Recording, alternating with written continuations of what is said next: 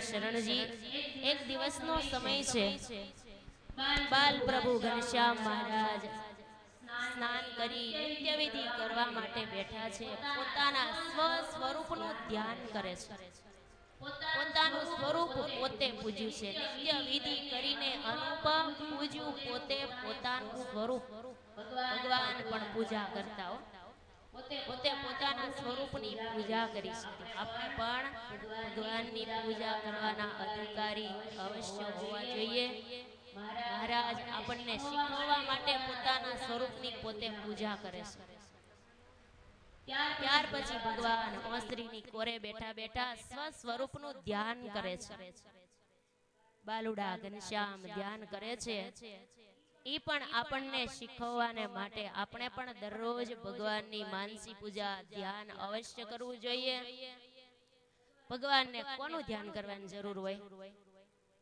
ભગવાન સ્વયં જ્યોતિ રૂપ છે ભગવાન સ્વયં મૂર્તિ છે પોતાના સ્વરૂપનું પોતે ધ્યાન અને પૂજન કરે છે સ્વસ્વરૂપાચલ સ્થિતય નમઃ ભગવાન પોતાના સ્વરૂપમાં મસ્ત છે પરમાત્માને ધ્યાન અને ભજન તપ કરતા જોઈ આપણે થોડુંક તપ ભજન ધ્યાન કરીએ એટલે ભગવાન આપણને શીખવવાને માટે બધું કરે છે ભગવાને 7 વર્ષ સુધી વનમાં ફર્યા ત્યારે કેટલું તપ કર્યું ત્યારે આપણે માંડ 15 દિવસે એક એકાદશી રહી શકીએ એટલું તપ આપણે માંડ થાય ભગવાને કર્યું એટલું તો આપણે થાય જ નહીં ભગવાને કરી બતાવ્યું અને પછી આચરણમાં મૂક્યું છે સંપૂર્ણપણે ભગવાન વર્તી બતાવ્યું છે આમ ભગવાન વાલો મારો નિજ ઘર ઓસરીને સ્થાન બેઠા દરે લાલજીનું ધ્યાન પોતે ધ્યાન કરવા માટે બેઠા છે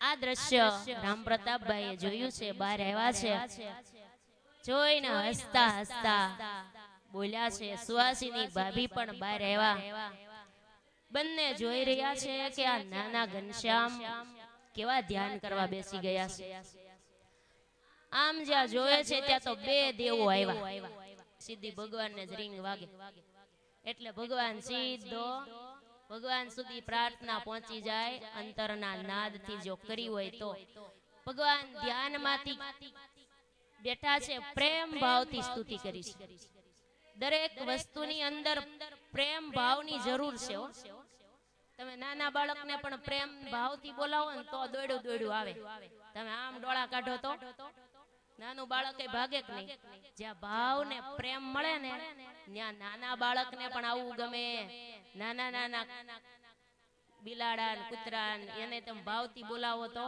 દોડીને આવે કે નહીં એને પણ જોઈએ ભાવ તો ભગવાનને પ્રેમ ભાવથી જગાડ્યા છે દેવોએ બધાને પ્રેમ ભાવની જરૂર છે અને ભગવાન તો ભાવના જ ભૂખ્યા છે ભગવાન ભાવ વગરના તો ભગવાનને કાંઈ ગમતું નથી ભાવ કા ભાવ મેં और भाव ही बस सार है भाव से मुझको बजे तो भव से बेड़ा पार भाव बिन सुनी पुकारी मैं कभी सुनता नहीं एक भक्ति भाव की करती मुझे लाचार है भावથી ભગવાન રીજે છે તો સાક્ષાત ભક્તિ દેવી ભાવ અને પ્રેમની મૂર્તિ હતા એટલે ભગવાન એને આંગણે ભગવાન નાની નાની પગલીઓ પાડવા માટે પુરુષોત્તમ નારાયણ પુત્ર બનીને આવ્યા હતા ઈ ભક્તિ દેવીના ભાગ્યનો કોઈ પાર નહોતો કેટલા વર્ષો સુધી તપશ્ચર્યા કરી ત્યારે પ્રાણ આધાર પુરુષોત્તમ નારાયણને પામ્યા હતા ઈ પ્રેમ મૂર્તિ સાક્ષાત ભક્તિનું સ્વરૂપ હતા પુરુષોત્તમ નારાયણને આંગણે ખેલતા હતા કેમ કે હૃદયમાં ભક્તિનું પ્રાગટ્ય થાય ત્યારે જ ભગવાન મળે છે હૃદય ભક્તિ ભાવથી જ્યારે ભીંજાઈ જાય ને ત્યારે ભગવાન પધારે છે શાસ્ત્રકારોએ તો એવું લખ્યું છે આત્મા લાભાંતન પરમસ્તિ કિંચિત. મનુષ્ય જીવનનું ખરું અને અંતિમ ફળ એક જ છે કે પરમાત્માની પ્રાપ્તિ થવી. બસ આ મનુષ્ય દેહ આપણને મળ્યો છે એનું એક ફળ છે છેલ્લું કે પુરુષોત્તમ નારાયણની પ્રાપ્તિ થવી અને આત્મ કલ્યાણ થઈ જાય એટલે આ મનુષ્ય દેહનું ફળ સંપૂર્ણ મળી ગયું કહેવાય. તો આપણને પ્રશ્ન થાય તો ભગવાન મળે કેમ? હવને ભગવાન મેળવવાની ઈચ્છા છે તો ભગવાન કેમ મળે? તો કોઈએ એમ કીધું જંગલમાં જવાથી ભગવાન મળી જાય. તો સિંહનો જન્મ જ જંગલમાં થયો છે તો એને ભગવાન મળવા જોઈએ ને. તો કોઈ કે તપ કરવાથી ભગવાન મળે. કૂતરા અને બિલાડા ખૂબ તપ કરે છે તોય એને ભગવાન નથી મળતા. કોઈ એવો પ્રશ્ન કર્યો કે જ્ઞાની હોય વિદ્વાન હોય એને જ ભગવાન મળે. તો હું લાડુબા જીવુબા ક્યાં વિદ્વાન હતા? તોય પુરુષોત્તમ નારાયણ એને ઘેરે રહ્યા હતા. વેદ પુરાણ ભણ્યા નહોતા. કોઈને એવો પ્રશ્ન થયો કે ઉચ્ચ જાતિમાં જન્મ ધારણ કરે, બીબડી પણ સામાન્ય મુસલમાન જ્ઞાતિમાં જન્મ હતો છતાં પણ ભગવાન એને ત્યાં પધાર્યા હતા. તો કોઈએ એવો પ્રશ્ન કર્યો કે વૃદ્ધ હોય એને ભગવાન મળે. તો ધ્રુવ ને પ્રહલાદ દાદા ખાચર ક્યાં વૃદ્ધ હતા? નાની ઉંમરના હતા છતાં એને ભગવાન મળી ગયા.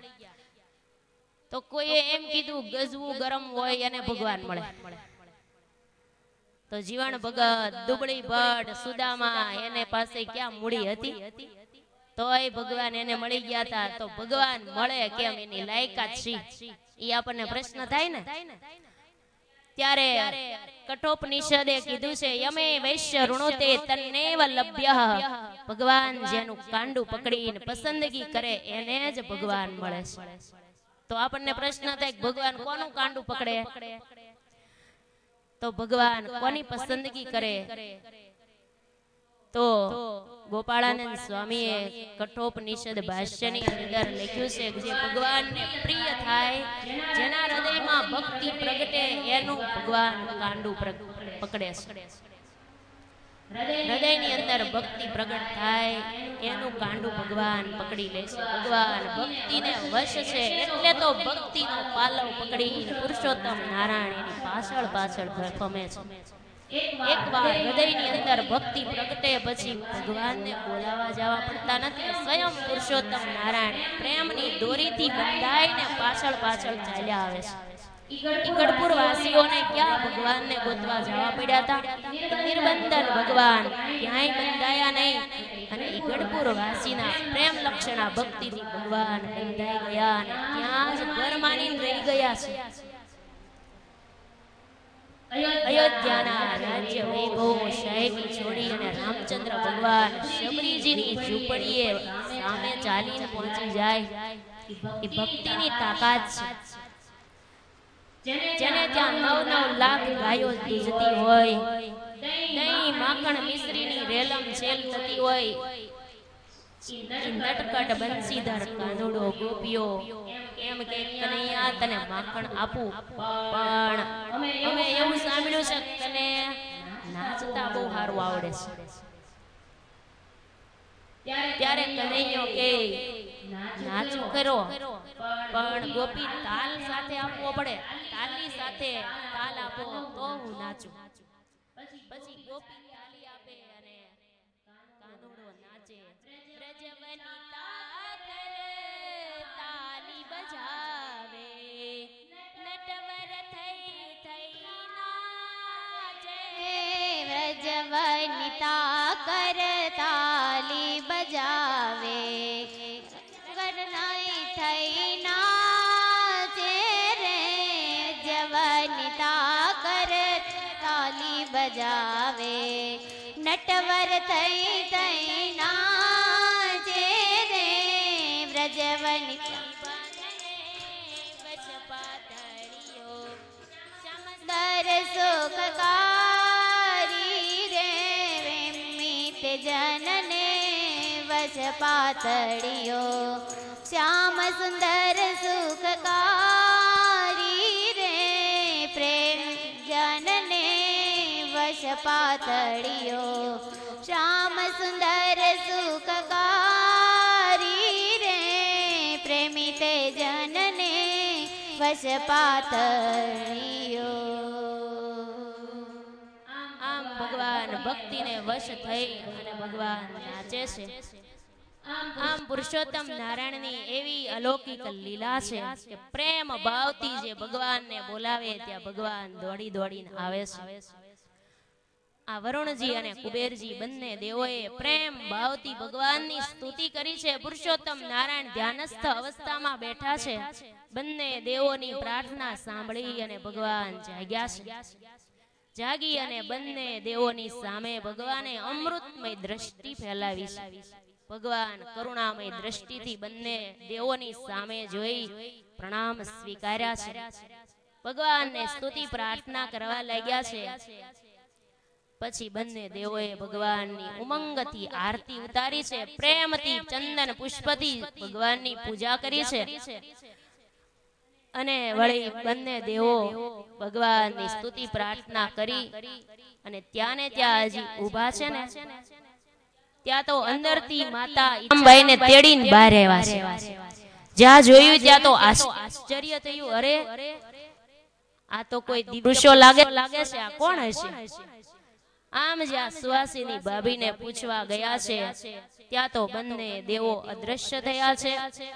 સુવાસીની ભાભી અને ભક્તિ માતા બંને વાતો કરે છે. માતા કે આવા ચરિત્રો આવા દ્રશ્યો તો આપણે ત્યાં દરરોજ બને છે. એમ કહેવાય કે મંદિર છે એ આપણા માટે સંસ્કારનો એક વારસો છે.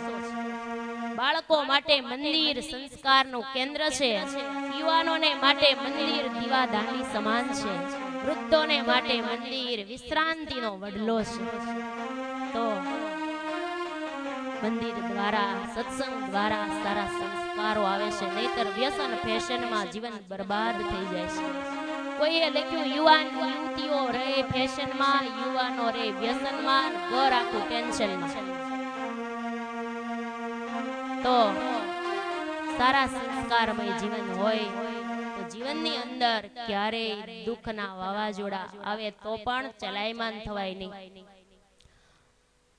સ્વામિનારાયણ ભગવાને એવો દોરી માર્ગ બનાવ્યો છે. આવા મંદિરોની રચના ભગવાને કરી છે.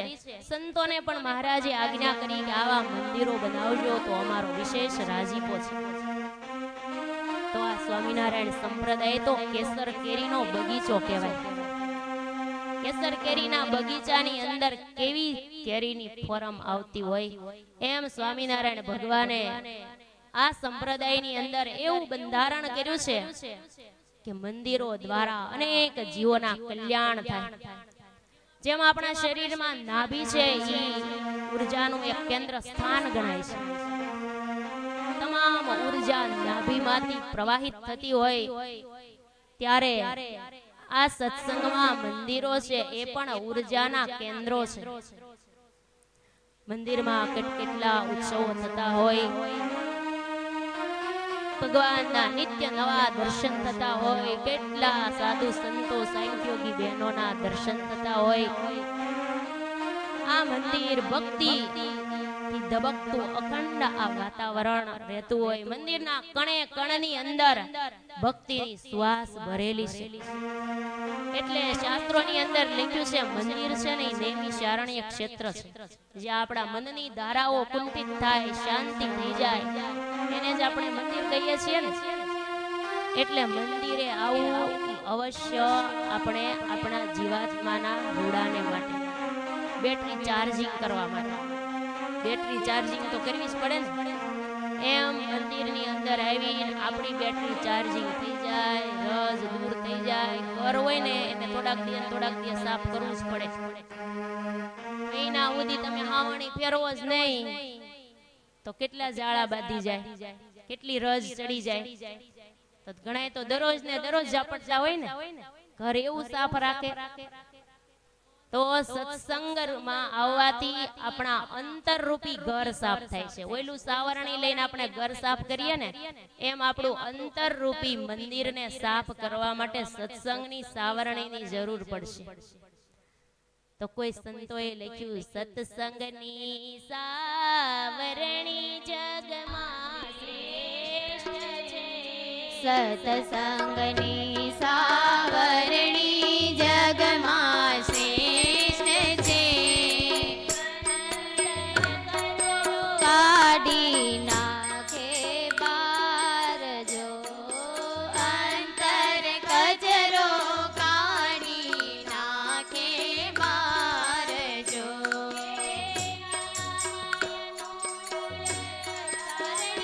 પરતી રહે નિયમાયનો કો સાવરણી પરતી રહે. શોધતા રહેશે એ ઘરની મોજાર જો. શોધતા રહેશે એ ઘરની મોજાર જો. અરે આળસ કરીને સાવરણી ના ફેરવી.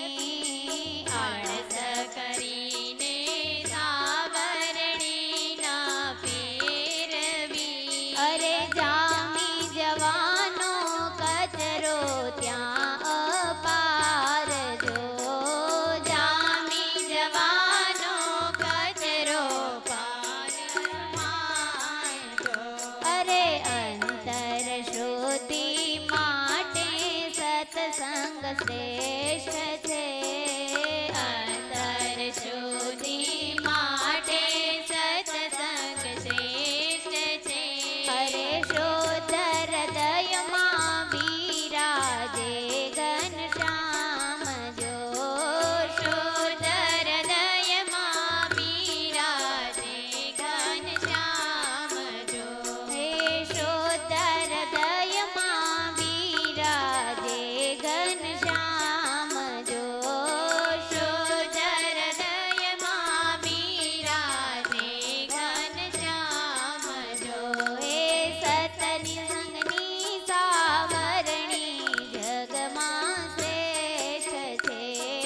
સત્સંગની સાવરણી જગમાં શ્રેષ્ઠ છે. સત્સંગ રૂપી સાવરણીથી આપણો અંતર સાફ થાય.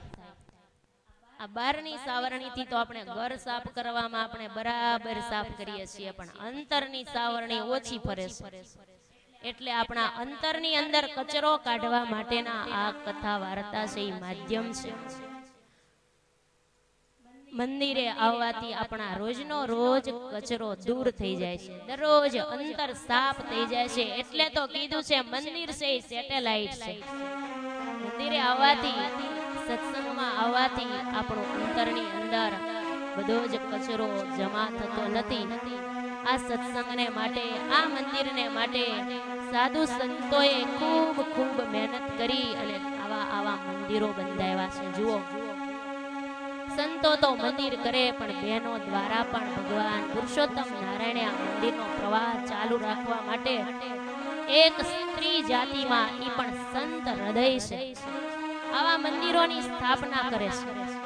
કોના માટે? આપણા જીવાત્માના રૂડા માટે. કેટલાય આમાં મુમુક્ષુ જીવો બેસી અને ભગવાનની ભક્તિ કરી શકે એ જ માધ્યમથી આ મંદિર બંધાય છે. ઘણાને એમ થાય કે આવડા મોટા મંદિરની શું જરૂર છે?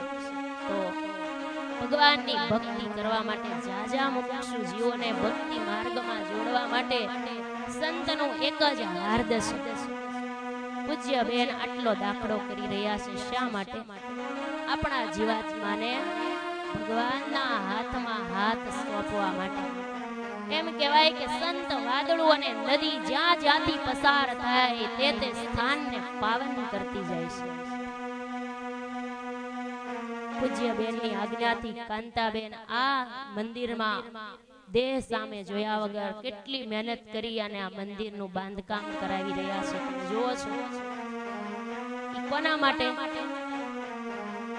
10-10, 12-12 વર્ષથી ફરાળ કરી, તપ પણ સાથે શરૂ જ અને સેવા પણ શરૂ.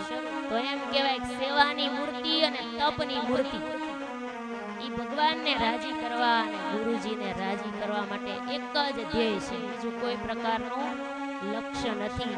ભગવાન રાજી થાય એટલે બધું જ છે. એટલે કહેવાય આ સંતો જગતની અંદર ફરી અને આપણા જીવાત્માના અંતર સાફ કરી અને ભગવાન સુધી પહોંચાડે છે. એમ કહેવાય કે આ જગતની અંદર માં જન્મ આપે છે અને આલોકનું જ જ્ઞાન આપે છે. જ્યારે સંત રૂપી માં છે એ આપણને ભગવાનના સ્વરૂપનું જ્ઞાન આપી અને પુરુષોત્તમ નારાયણની સાથે હથેવાળો મેળવાવી દે છે. એક આ સંતનું કામ છે. એટલે કાક કવિએ લખ્યું, હે એક ડગલું મેં આગળ ભાળ્યા જનનીથી જગમાં સંત. એક ડગલું મેં આગળ ભાળ્યા જનનીથી જગમાં સંત. માત સુવાડે એને સંત જગાડે ને મેળવી દે ભગવત સંતોનો સ્વભાવ છે. જેને તાની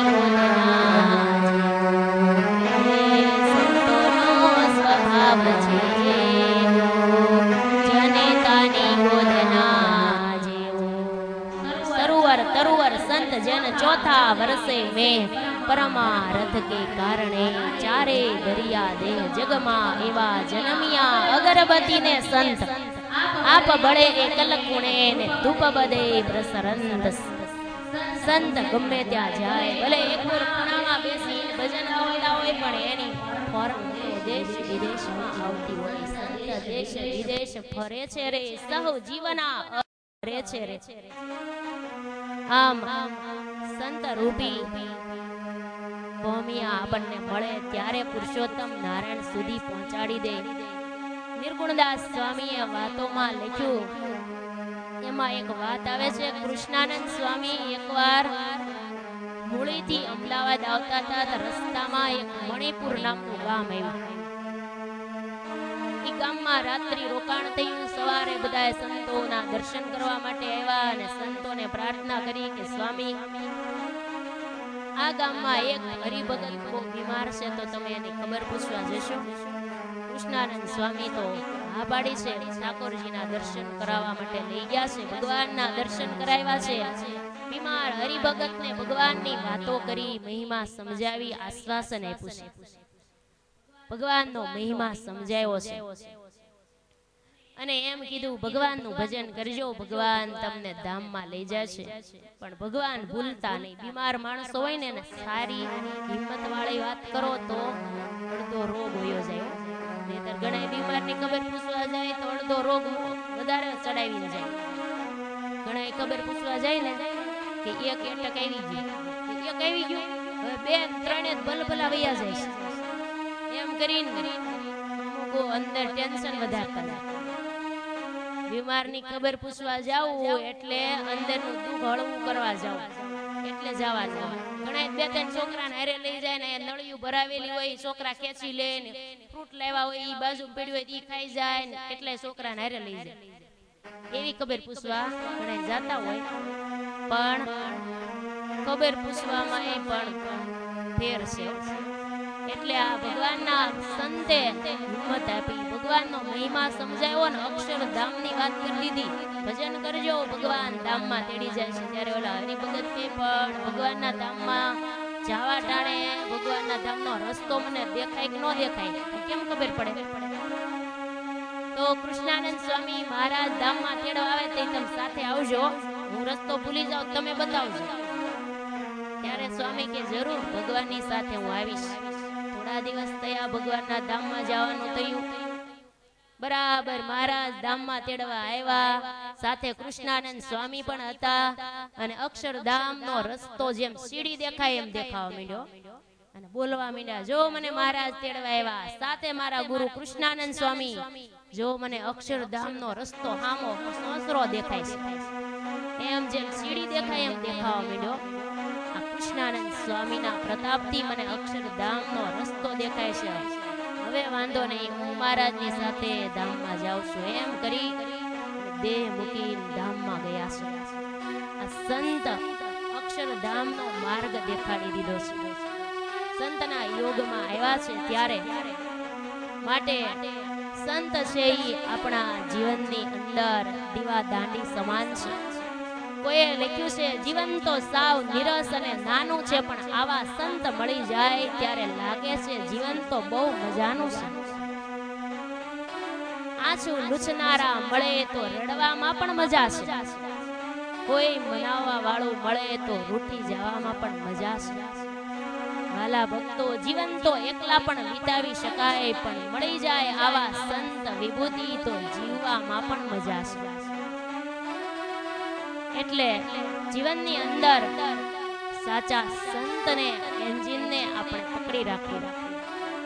એન્જિન સાથે ડબ્બા જોઈન્ટ હોય તો એન્જિનની સાથે સાથે ડબ્બા પણ કાશી, ગોકુળ, મથુરા, છપૈયા પહોંચી જાય, પણ ડબ્બો રીસાઈ જાય ને એમ કે આપણે કાંઈ એન્જિન આરે જોઈન્ટ થવું જ નથી, આપણે એકલા બરાબર.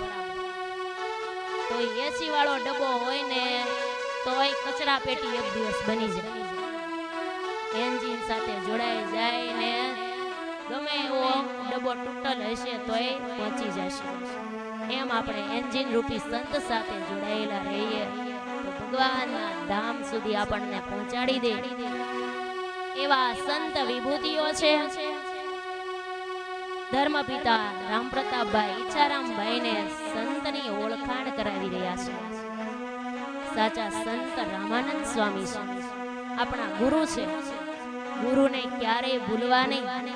ગુરુ વિના જ્ઞાન રે ન પામે, મનમુખી રે કહે એમાં મહામુનિ વેદ પણ રે સદગુરુ સાચા રે સેવો શુદ્ધ ભાવ શું રે. સદગુરુ સેવન કરવું, સાચા સંતને આપણે પકડી રાખવા. જીવનની અંદર એવા સંતોના માધ્યમથી આપણે ભગવાનના ધામ સુધી પહોંચી જવાય. સંસાર છોડ્યા પછી પણ સંસારીની ચિંતા રાખે એને કહેવાય સાધુ. ભગવાનની ચિઠ્ઠીના ચાકર કહેવાય. સંત સપૂતને તુંબડા ત્રણેયનો તારાનો ભાવ, તારે પણ તે ડૂબે નહીં જેનો તારા ઉપર ભાવ. આ રીતે ભગવાન સાચા સંતના મધ્યની અંદર રહે છે. જેમ મહારાજ 7 વર્ષો સુધી વન વિચરણ પૂર્ણ કરી ક્યાંય ન રોકાયા અને લોજની ભાવે ભગવાન સાચા સંતોનું મંડળ જોઈને ભગવાન રોકાઈ ગયા હતા. ભગવાનને સંત, સાચા સંતો ભગવાનને ગમે એટલે ભગવાન ત્યાં રોકાઈ ગયા હતા. મહારાજ કોઈ જગ્યાએ રોકાયા નહીં. એવું વિકટ વનની વાટમાં ભગવાન જ્યાં જ્યાં ફર્યા, કેટલાય રાખવા વાળા મળ્યા હતા, રાજ્ય દેવા વાળા મળ્યા હતા, તોય ભગવાન કોઈ જગ્યાએ નિર્બંધન એવા ભગવાન રોકાયા નહોતા. અને એ ભગવાન લોજની ભાવે સંત મંડળનો ભાવ, ભક્તિ ભાવ જોઈને ભગવાન રોકાઈ ગયા હતા. આદારાનંદ સ્વામીએ હરિચરિત્રામૃત સાગરની અંદર લખ્યું છે, નિર્મળ સંત અને નિર્મળ આશ્રમ જોઈને ભગવાનને ત્યાં રહેવાનું મન થઈ ગયું. એક કો મન ભાવા મઠ में साधु चास रहावा. एहि आश्रम बटु को मन भावा मठ में साधु चास रहावा. शुभ गुण संपन्न साधु शयाना आंतर बाहिर पवित्र जाना. शुभ गुण संपन्न साधु शयाना आंतर बाहिर पवित्र जाना. आंतर बाहिर पवित्र जाना. श्रम बट को मन भावा मठ में श्रम बट को मन भावा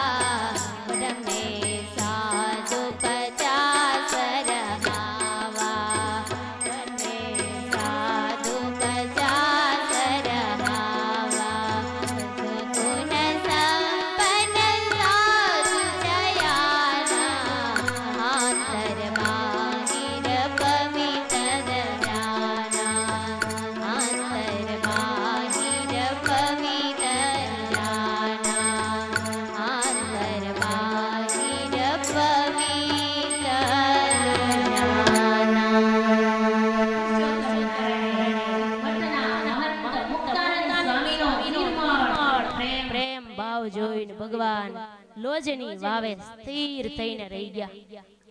એમ પુરુષોત્તમ નારાયણ સંત મંડળમાં અવશ્ય વાસ કરીને રહે છે. સૌરાષ્ટ્રમાં કરોડોના કલ્યાણ કરે છે એવા રામાનંદ સ્વામી લોજમાં બિરાજે છે. જો ઘનશ્યામ તમને વૈરાગ્ય લાગે તો અવશ્ય રામાનંદ સ્વામીને મળજો, આપણા ગુરુ છે. બેટા ઘનશ્યામ, રામાનંદ સ્વામીને તમે ગુરુ બનાવજો. વારંવાર ધર્મ પિતા ઘનશ્યામને ભલામણ કરે છે. ઘનશ્યામે પિતાજી પાસે આ બધું જ્ઞાન સાંભળ્યું છે. બધા જ શાસ્ત્રનો અભ્યાસ પિતાજી પાસે કર્યો છે.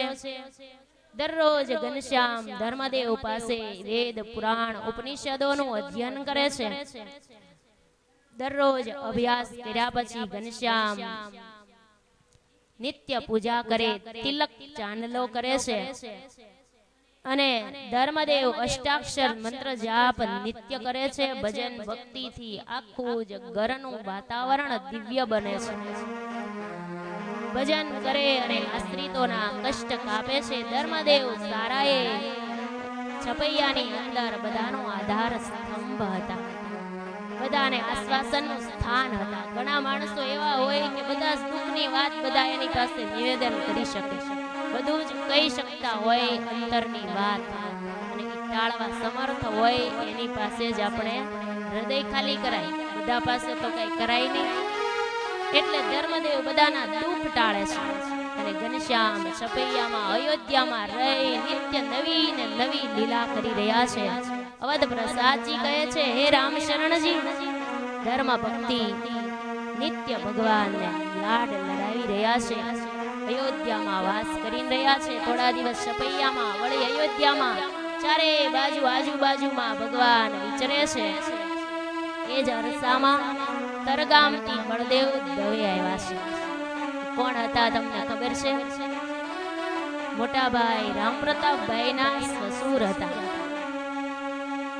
ત્યાં આવ્યા છે જનકરામ, ગેલા મામા, સુબોધ મામા, વસંતા માસી, ચંદન માસી, વશરામ મામા વગેરે બધા જ સાથે આવ્યા છે. રામનવમી નો દિવસ હતો, પવિત્ર અયોધ્યામાં બધા દર્શન કરવા માટે આવ્યા છે. અયોધ્યા નગરી એટલે મંદિરોની નગરી કહેવાય છે. ટેક ટેકાણે મંદિરો, શેરીએ શેરીએ અયોધ્યામાં મંદિરો. એવી અયોધ્યાની દિવ્ય ભૂમિમાં એક અવતાર રામચંદ્ર ભગવાને પણ ત્યાં અનેક લીલાઓ કરી. અવતારી પુરુષોત્તમ નારાયણે પણ અનેક લીલા અયોધ્યામાં કરી. અવધ નગરી બધાને પસંદ પડી છે. અને એ બળદેવ દવે આવી અને ધર્મદેવને આંગણે આવ્યા છે. તરગામથી આવ્યા છે. થોડા દિવસ ત્યાં રોકાયા છે અને પછી એમ કીધું છે કે થોડા દિવસ તમે તરગામમાં આવો. ધર્મદેવે વિચાર કર્યો છે, કુટુંબ સહિત આપણે તરગામમાં જઈએ. પછી બધો પરિવાર ભેગો થઈ તરગામ જવા માટે નીકળ્યા છે. વચ્ચે એક ગામ આવે, નવાબગંજ નામનું એક ગામ આવ્યું છે. ત્યાં પહોંચ્યા છે. રસ્તામાં ચાલતા ચાલતા કોઈ ચાલે, કોઈ ગાડામાં બેઠા છે. વચ્ચે માતાને ખૂબ તરસ લાગી છે. શરીર સુકાવા લાગ્યું છે, કંઠ સુકાવા લાગ્યો છે. એક વડલાના વૃક્ષની નીચે માતાને બેસાડ્યા છે. ધર્મદેવે મોટા ભાઈ રામપ્રતાપભાઈ ને ભલામણ કરી, જાઓ તમે ક્યાંક એટલામાં પાણી મળતું હોય તો પાણી લઈ આવો.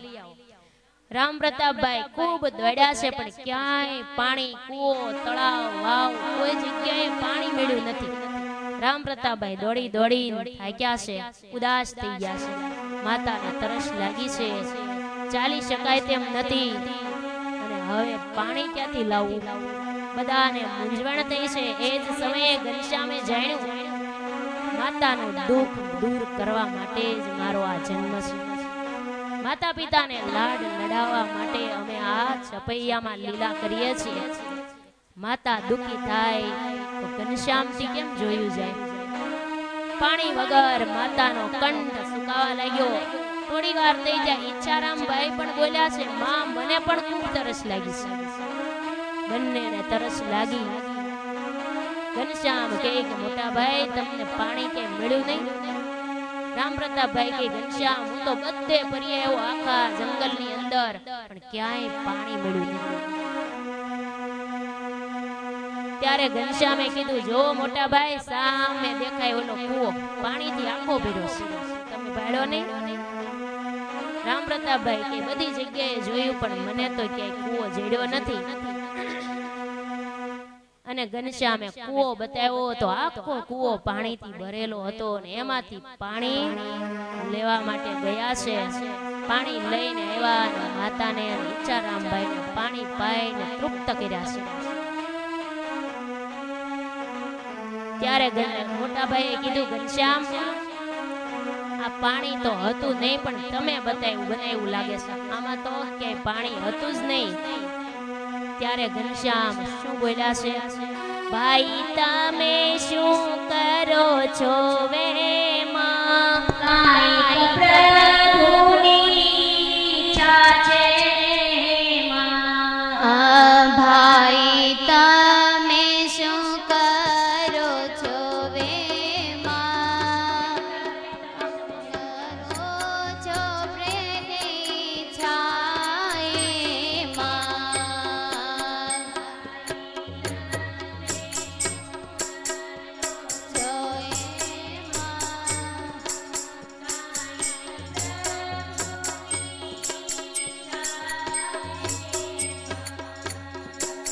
ભાઈ તમે શું કરો છો વે માં? પ્રભુની ઈચ્છા છે માં.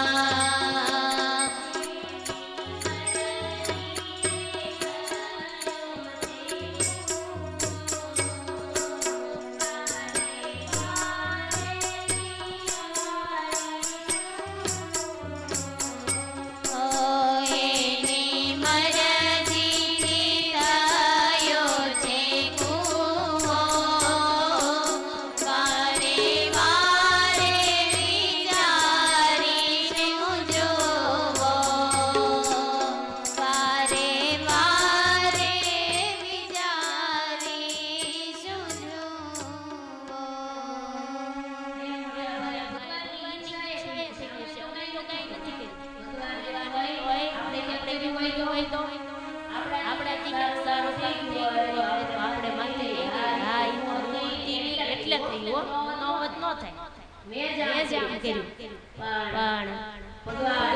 સ્વયં પોતે કૂવો બતાવ્યો છતાં એની મરજીએ થયો કૂવો. ભગવાનની મરજીમાં હતું એટલે કૂવો થયો, બાકી અમે કઈ કર્યું નથી. આમ ભગવાન બધું જ કરતા કરતા ભગવાન છે, છતાં પણ પોતાની માથે લેતા નથી અને કઈ કરી શકતા નથી, છતાં પણ બધું જ હું કરું એ જ હતા. ભાર જે માનતા આમ ભગવાન બધાને આનંદ આપે છે. પાણી પાઈને તૈયાર કર્યા છે. ચાલતા ચાલતા ગામ આવ્યા છે. સગા સંબંધીઓ બધા ભાવથી મળ્યા છે. સારા સમાચારો પૂછ્યા છે. કેમ છો બધા મજામાં છો ને? એટલે આ સમાચાર પૂછવા પડે ને, ગમે ઈ મળે તો પહેલા આ જ સમાચાર, પછી બીજું બધું પૂછવાનું આવે. તબિયત પાણી કેમ છે બધા સમાચાર પૂછાઈ જાય પછી મૂળ વાત ઉપર અવાય. એમ સગા સંબંધીઓ બધા ભેગા મળીને ખૂબ આનંદ થયો છે. વસંતાબાઈએ રસોઈ બનાવી પ્રેમથી બધાને જમાડ્યા છે. ગામમાં બધા વાસ કરીને રહ્યા છે. બળદેવ દવેના દીકરા લક્ષ્મી પ્રસાદને જનોઈ દેવાની હતી. એ સમયે ધર્મ ભક્તિને પૂછ્યું છે બળદેવ દવે કે અમારા દીકરાને જનોઈ આપીએ છીએ, તમારા ઘનશ્યામને સાથે સાથે જનોઈ આપી દેવી છે. ત્યારે ધર્મ પિતાએ ભક્તિ માતાને પૂછ્યું. ભક્તિ માતા કે મારી દેવી ઈચ્છા છે કે અયોધ્યા જઈને દેવી છે. આપણું નિવાસ સ્થાન અયોધ્યા કહેવાય. આપણે નહીં દરગાહમાં થોડા દિવસ જ રહેવા જ આવ્યા છે, તો બહાર ગામ જઈને થોડો પ્રસંગ કરાય. આપણે ઘેરે જ કરીએ ને, ધામધૂમથી આપણે અયોધ્યામાં કરીએ એવી મારી ઈચ્છા છે, છતાં તમારી મરજી હોય એમ કરજો. તોય કીધું તમારી મરજી હોય એમ કરજો ને આપણે હોય તો એમ નહીં. આમ એટલે આમ જ અતિ ગણું ન તાણવું પણ તાણે તૂટી જાય. આંધો કરવા જાય તો ગાંઠ પડે વચમાં. અતિ તાણવા મજા નહીં હોય. વચ્ચા પછી હાંધો કરવો જ પડે. હાંધો ઈ કોઈ દી વાંધો ભાંગે, કોઈ દી ભાંગે નહીં. એટલે વચ્ચે હાંધો પડે એવું કરવું નહીં. એક તાણે ને એકને ઢીલું મૂકી દેવું. પતિ પત્ની સંસાર રૂપી રથ છે, એના બે પૈડા પતિ પત્ની છે. બે પૈડા જો બરાબર ચાલે તો સંસાર રૂપી રથ બરાબર રસ્તે ચાલે. એક આમ ખેંચે ને એક આમ ખેંચે તો મેળ આવે નહીં. પણ તોય ગબડાવીને ગાડું પુગાડવું જ પડે છે. પરાણે ગમે એમ કરીને તોય ઘણાય ગબડાવીને પૂરું કરતા હોય ને ઘણાય પ્રેમથી રહેતા હોય. એમાં કાંઈ નક્કી નહીં. ઠેઠ સુધી ઘણાય બીતા જ રહ્યા હોય. ઘણાય ઘરવાળા જ બીતા રહેતા હોય, ઘણાય ઘરવાળા આ ફોજદારથી બીતા હોય. એમ પણ પૂરું કરતા હોય. એક ડોશીમાં હતા ને ત્યારે ઘરવાળા દામમાં વહી ગયા પછી 3 વર્ષ થાય ને એટલે ઓલું વાસ શ્રાદ્ધના દિવસો છે ને ત્યારે શ્રાદ્ધ આવે ને, શ્રાદ્ધ નાખતા હતા, કાગવાસ કરતા હતા. એટલે હેલ્મેટ પહેરીને કાગવાસ કરતા હતા, વાસ નાખતા હતા. એટલે બાજુવાળાએ બધાએ પૂછવા માંડ્યા કે એમ કેમ તમે આ વાસ નાખો છો? કે તારા કાકા વિશ્વાસ નહીં, નક્કી નહીં, ચાન્સ મારે તો.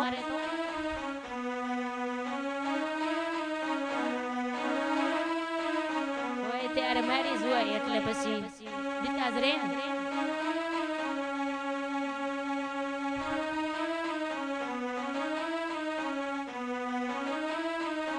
એટલે આ રીતે ભગવાન બધા સંબંધીઓ ભેગા થયા છે, સારા સમાચારો પૂછ્યા છે. જનોઈ દેવાનો પ્રસંગ આવ્યો છે ત્યારે કીધું તમારી મરજી હોય એમ કરજો. ધર્મદેવે કીધું થોડો વિધિ આપણે સાથે સાથે કરી લઈએ, પછી આપણે વધારે વિધિ આપણે અયોધ્યા જઈને કરશું. સુવાસીના ભાઈ એની સાથે આપણે પણ ઘનશ્યામને જનોઈ દઈ દઈએ. પછી શુભ મુહૂર્ત જોયું છે, ભગવાનને જનોઈ દીધી છે, બ્રહ્મચારીનો વેશ ધરાયો છે, બંનેને સાથે બળવો દોડાયો. આકાશમાંથી દેવોએ પુષ્પની વૃષ્ટિ કરી, દુંદુભી વગાડ્યા છે, બ્રહ્મ ભોજન કરાવ્યા છે.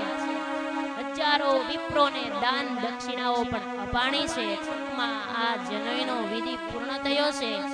હે રામ શરણજી, જનોઈ વિધિ દીધા પહેલા 4 દિવસ પહેલાની એક બનાવ બની ગયો.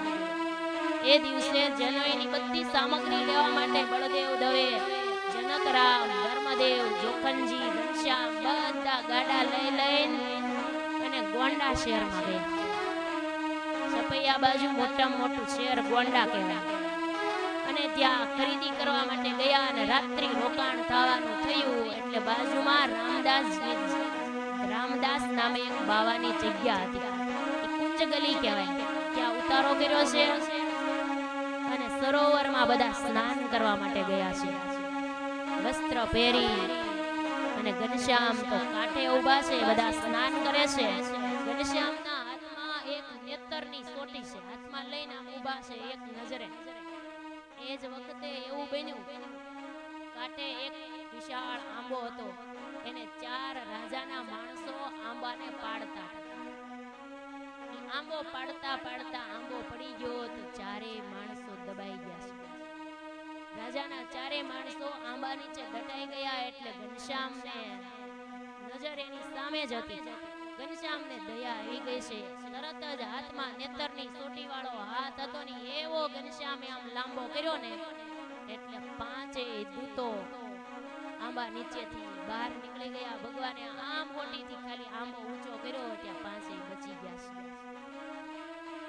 આ દૂતે આશ્ચર્ય ઘટના જોઈ છે. 5 દૂતો ભગવાનના પગમાં પડી ગયા કે હે ઘનશ્યામ, તમે સામાન્ય બાળક નથી, તમે તો સ્વયં ભગવાન છો. પછી ભગવાનને નમી પડ્યા છે. આવું દિવ્ય ચરિત્ર ભગવાને ગોંડા શહેરમાં કર્યું છે. કુંજ ગલીમાં પછી નદીએથી સ્નાન કરીને પાછા આવ્યા. આવી આશ્ચર્યકારી બધાએ વાત સાંભળી તો આપણે સવાલ થાય કે હાથમાં હોટી ખાલી પાતળી નેતરની સોટી હોય એનાથી કઈ આંબો આખો ઊંચો થઈ જાય? આપણે અનુમાન કરીએ. નેતરની હોટીથી આંબો ઊંચો ક્યારેય થાય? એવો જ પ્રસંગ ભાગવતમાં બની ગયેલો. નાના એવો કાનુડો દોરડું બાંધેલું અને દોરડા હોતા કાંડણિયાની સાથે ખેંચતા ખેંચતા યમલાર્જુનના 2 વૃક્ષ પડી જાય. ખાલી કાંડણીઓ ભરાય ત્યાં 2 વૃક્ષ પડી જાય અને ઝાડવા પડી જાય ને કાંડણિયાથી ઝાડ ક્યારેય પડે? દોરડું તૂટે કે ઝાડ પડે? દોરડું તૂટી જવું જોઈએ, એના બદલે 2 ઝાડ પડી ગયા. એવો જ બનાવ અહીંયા બન્યો. ભગવાને ખાલી મોટી અડાડી ત્યાં 2 આંબો ઊંચો થઈ ગયો અને 5 દૂત બચી ગયા. દોરડું ન તૂટ્યું અને આ બાજુ ભગવાનની ફોટી પણ ન તૂટી. આ તો ફોટી ખાલી ભગવાન દેખાડે હો, નહીતર બાકી ભગવાન ખાલી સંકલ્પ કરે ત્યાં તો આંબો ઊંચો થઈ જાય. ભગવાનના સંકલ્પ માત્રે કરી અનંત કોટી બ્રહ્માંડોનું ઉત્પત્તિ અને વિસર્જન થાય છે. આ તો દોરડું ભરાય, ઝાડવા પડે, પણ સંકલ્પ કરે ત્યાં તો બ્રહ્માંડો ક્ષણમાં નાશ થઈ જાય. એવી ભગવાનની લીલા છે. કરોડો બ્રહ્માંડો સંકલ્પમાં નાશ થાય અને સર્જન થાય. એવા આપણા પ્રાણ પ્યારા ઘનશ્યામ પ્રભુ છે. માટે આ ભગવાન આપણને મળ્યા છે, એની ભાવથી ભક્તિ કરી લેવી. આવા સર્વોપરી ભગવાન લાડક વાયા આપણને મળ્યા છે. આપણે એના આશ્રિતો થયા છીએ તો આનંદથી ભગવાનનું ભજન કરીને આ જગતની અંદર ભગવાનને ક્યારેય ભૂલવા નહીં. ભગવાને આપણને એવો આનંદ આપ્યો છે. એવા સહજાનંદજી આપણને મળી ગયા છે. એક જ વાત રાખી ભગવાનને રાજી કરવા. તમે રીજો જગ ભલે ખીજો, ભગવાન તમે રાજી થઈ જાઓ, જગત ભલે મારી ઉપર પુરાજી થાય. જગત કોઈથી રાજી થયું? એક ભાઈએ એવો પ્રસંગ કર્યો કે કેટલાય મિષ્ટાન બનાવ્યા બધાને રાજી કરવા માટે. બધા રાજી થાય ને કુટુંબીઓ રાજી થાય તો વાંધો ન આવે ને પછી કોઈ દિવસ બધાને રાજી કરવા સારા સારા મિષ્ટાનો જમાડ્યા. જમીન બધા બહાર નીકળ્યા ને બધા વાતો કરવા માંડ્યા. ભજન બહુ સારું હો. એક ભાઈ કે બહુ સારું પણ ચીબડા ને કાસરી નહોતી. એટલે નિષ્કુળાનંદ સ્વામીએ લખ્યું કાચરીએ વિવાહ બગાડ્યો રે. કાચરીએ તો વિવાહ બગાડ્યો. બીજું સારું સારું કેટલું હતું ઈ એન નોંધમાં ન આવ્યું. અને એક ચીબડાની કાચરી નહોતી ઈ યાદ કરી. આ જગત એવું છે, ક્યારેય રાજી નથી. એટલે ભગવાનને રાજી કરી લઈએ, ભગવાન રાજી થાય. પીયું જીરા જીપે રે રાજી પિયર સાસુ. આ જગતની અંદર કહેવત છે, થળિયું હાથમાં હોય ડાળ્યું ભલન ડોલ્યા કરે. એમ પુરુષોત્તમ નારાયણ રાજી હોય તો જગતની સામે આપણે જોવાનું નહીં. એવા આ સત્સંગની અંદર ભગવાનને રાજી કરી ભગવાનના ધામને કેટલાય ભક્તો પામી ગયા છે. એવા કેટલાય પ્રસંગો આ સત્સંગ રૂપી મહાસાગરની અંદર છે. સાગરની અંદર જેમ જેમ ઊંડા ઉતરીએ એમ એમ રત્નો મળે છે. ઉપર તો શંખલા જ મળે. એમાં સત્સંગ રૂપી મહાસાગર છે. એમાં ભગવાનના ભક્તો રૂપી રત્નોની ખાણ આ સત્સંગની અંદર પડી છે. જેમ જેમ સત્સંગમાં ઊંડા ઉતરતા જઈએ એમ એમ આપણને આ સત્સંગનો મહિમા સમજાતો જાય છે. એવા એક ભગતની વાત કરવી છે. જેતલપુર ગામની બાજુમાં એક ગામડી ગામ છે. મહારાજ ત્યાં અવારનવાર પધારતા. ગામડી ગામમાં એક ભગત છે જેનું ગૌતમદાસ પટેલ એવું નામ છે. બહુ સારા ભગવાનના ભગત, વ્યવહારે પણ બહુ સુખી હતા. ભગવાનનું ભજન કરી જીવન પસાર કરતા હતા. ઢળતી ઉંમર થઈ, ધીમે ધીમે અવસ્થા થવા માંડી છે. પછી વૃત્તિ પાછી વાળી મનમાં વિચાર કર્યો, પરિવાર બધો જ ગોઠવાઈ ગયો છે. હવે કાંઈ ચિંતા નથી. હવે ખેતીની પણ સારી કમાણી આવી છે તો અંતિમ કાર્ય મારે કરી લેવું જોઈએ. હવે વ્યવહાર એક બાજુ મૂકીને મારે મારા જીવાત્માનું પૂરું કરી લેવું છે. એવું નક્કી કર્યું છે. પૈસો પાસે હતો, દીકરાને આપી દીધો નથી. મનમાં એમ થયું જો દીકરાને આપી દઈશ તો એ તો બધા ભાગ કરી લેશે, પાછળ કોઈ વાપરશે નહીં. મારે મારું પોતાને કરી લેવું છે. પૈસા અંતકાળ આવે ત્યાં સુધી સારા કાર્યમાં મારે વાપરી લેવું છે. એવો ઠરાવ કર્યો છે. નાણું ખૂટે અને શ્વાસ મારો પૂરો થઈ જાય એવો મારે ઠરાવ